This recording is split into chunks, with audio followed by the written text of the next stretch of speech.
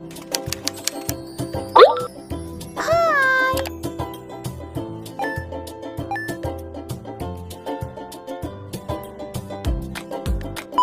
guys, Hana Muti video host again and again everybody. Selamat datang kembali dan salam hari Minggu. Yang pasti hari ini ada yang kerja, ada yang libur.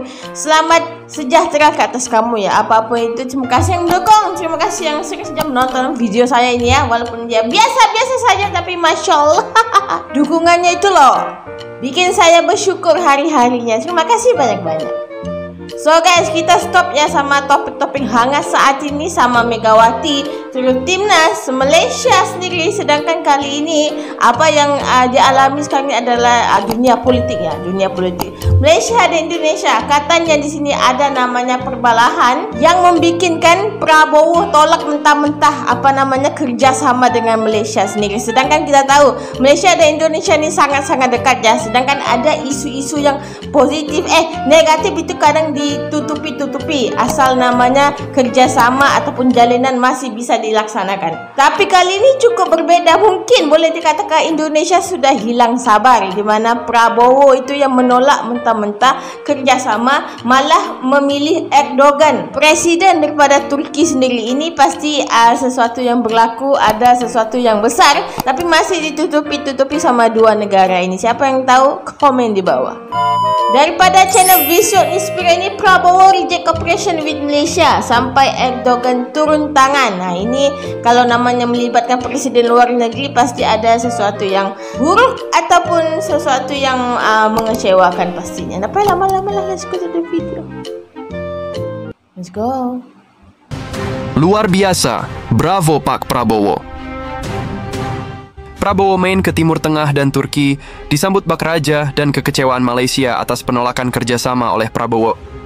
Jadi ceritanya nih ya, baru-baru ini Pak Prabowo, yang sekarang udah jadi Presiden Indonesia, lagi sibuk banget keliling Timur Tengah dan mampir juga ke Turki. Tapi bukan jalan-jalan santai cuy, ini kunjungan diplomatik yang super penting. Apalagi sekarang dunia lagi heboh sama yang namanya tarif Trump. Yup. Si Presiden Amerika itu bikin gaduh lagi karena kebijakan perdagangan internasionalnya yang dinilai bikin was-was seluruh negara. Nggak terkecuali Indonesia. Nah, di tengah kondisi dunia yang agak panas ini, Prabowo malah datang dan disambut super meriah di berbagai negara. Salah satu sambutan paling wah itu datang dari Turki. Nggak main-main bro, di sana Prabowo disambut kayak tamu kehormatan kelas dewa. Ada pasukan kehormatan, helikopter Gokbey muter-muter bawa bendera Indonesia, sampai pawai militer lengkap ala-ala zaman kesultanan. Ini ada yang katanya Presiden Turki ini baik-baiknya ada maunya, tapi di sebaliknya juga ada namanya diplomatik isu. Ottoman, Turki dan Indonesia siap-siap bikin gebrakan bareng. Kunjungan ini bukan cuma buat seremonial doang.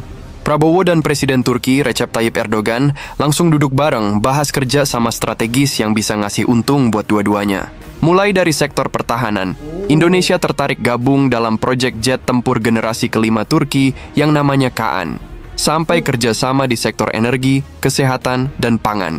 Pokoknya, dua negara ini lagi serius banget buat perkuat kerja sama jangka panjang. Dan tahu nggak sih, Indonesia juga jadi negara pertama yang langsung diundang sama Amerika Serikat buat bahas soal tarif impor yang lagi bikin panas situasi perdagangan global. Wih, keren banget nggak sih? Itu Amerika artinya ya, posisi Indonesia di mata dunia lagi naik kelas. Negara-negara lain mulai ngeh kalau Indonesia tuh partner yang harus diperhitungkan. Media Malaysia dan Timur Tengah juga ikutan heboh. Yang lebih gokil lagi, tapi ada yang berkomentar pemimpin Indonesia ini sebenarnya tidak banyak omongan ya, tapi tiba-tiba langsung dikasih bukti-bukti kinerja yang spektakuler. Media luar, terutama dari Malaysia dan negara-negara Timur Tengah, ikutan heboh bahas kunjungan Prabowo ini. Mereka ngebahas gimana Turki dan Indonesia bakal kompak di panggung internasional. Mulai dari PBB OKI, Organisasi Kerjasama Islam, sampai forum-forum elit kayak G20 dan G8, dua negara ini bakal saling backup, kayak duo superhero gitu. Saking seriusnya, Erdogan sampai ngajak Prabowo buat kasih pidato langsung di parlemen Turki. Semua hadirin langsung berdiri pas Prabowo masuk, menandakan betapa dihargainya pemimpin dari negeri kita ini. Indonesia bener-bener lagi dilihat dunia bro. bahasa Indonesia mau naik kelas, jadi bahasa dunia. Gak cuma soal ekonomi dan pertahanan, ada satu hal keren lagi yang lagi dibawa sama Indonesia, yaitu cita-cita buat jadikan bahasa Indonesia sebagai bahasa resmi ke-7 di PBB. Gila nggak tuh? Targetnya. Tapi kalau kita lihat ya ada pro dan kontranya ya, di mana Malaysia kalau misalnya tidak ada kerjasama dengan Indonesia, sekarang pelaburan banyak masuk di Malaysia sendiri daripada Amerika juga, sedangkan ada 500 pelabur juga ya. Ada yang berkomentar Malaysia bakalan rugi. Mungkin ada ruginya tapi tidak sedrastis yang mereka di tahun bayangkan. 2045. Pas Indonesia ultah ke 100. Tapi sayangnya nih, kata beberapa pakar dari Malaysia, Indonesia pengen jalan sendiri buat hal ini. Nggak ngajak Malaysia barengan buat ngangkat bahasa serumpun. Tapi ya, wajar juga sih. Soalnya jumlah penutur bahasa Indonesia gede banget. Udah tembus 270 juta orang. Belum lagi budaya pop kita makin mendunia. Dari film, musik, sampai konten-konten medsos. Banyak yang udah go internasional. Yang bikin salut, pemimpin Indonesia konsisten banget pakai bahasa Indonesia di forum-forum dunia. Dari zaman Soekarno sampai Prabowo, tetap ngomong pakai bahasa sendiri. Sementara pemimpin negara lain banyak yang pakai bahasa Inggris. Jadi kalau bahasa Indonesia naik kasta di PBB, itu benar-benar hasil perjuangan panjang yang keren banget. Indonesia di mata dunia, bukan lagi negara biasa. Dengan semua yang terjadi ini, jelas banget kalau posisi Indonesia lagi naik daun. Jadi adakah ini yang dipanggil sama namanya menolak serumpun ya? Arti katanya Indonesia sudah banyak bersabar dan mungkin tidak mau kerja sama lagi gara-gara isu sensitivity daripada warga. Kita bukan lagi sekadar negara berkembang yang cuma jadi penonton.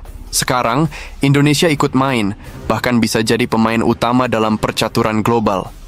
Nggak heran kalau Amerika langsung ngajak diskusi soal tarif impor. Mereka tahu, tanpa Indonesia, banyak urusan bisa berantakan. Dalam waktu dekat, sejumlah menteri dari Indonesia bakal ke Washington DC buat lanjut bahas soal kebijakan perdagangan dan tarif. Bahkan Ketua OJK dan Menteri Luar Negeri juga ikut berangkat. Intinya Indonesia nggak diem aja. Kita aktif banget jaga kepentingan nasional di tengah perubahan global yang serba cepat ini. Indonesia dan Malaysia dapat kabar baik, tarif dagang Amerika akhirnya turun. Bro, sis, lu semua udah denger belum soal kabar keren yang lagi jadi pembicaraan hangat? Jadi ceritanya, ada pergerakan besar dari para pejabat penting Indonesia yang bakal berangkat ke Amerika buat hadiri pertemuan akbar Spring Meeting bareng World Bank dan IMF. Iya. Tapi guys, sebenarnya PM Malaysia ini sudah lama ke Arab Saudi ya, dan Turki, dan sudah ada namanya perjanjian MOU untuk kedua negara.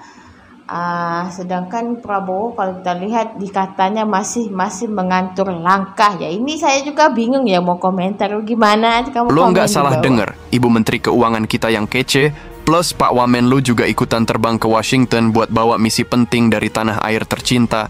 Bukan cuma sekadar hadir doang, tapi ini tuh bagian dari langkah strategis Indonesia buat menyuarakan kepentingan ekonomi kita di kancah global. Jadi gini guys, belakangan ini Indonesia dikenakan tarif bea masuk yang lumayan bikin kening berkerut. Awalnya 32%, tapi kemudian diubah lagi. Gokil kan? Tapi tenang, pemerintah kita nggak tinggal diem. Indonesia langsung gerak cepat. Bahkan Presiden kita udah ngasih arahan khusus dan ngirim surat resmi ke 3 kementerian buat nyiapin strategi dan negosiasi sama Amerika. Intinya, kita dikasih kepercayaan buat jadi salah satu negara pertama yang diundang buat ngobrol langsung di Washington. Wah, ini sih tanda kalau posisi kita makin diperhitungkan di dunia internasional.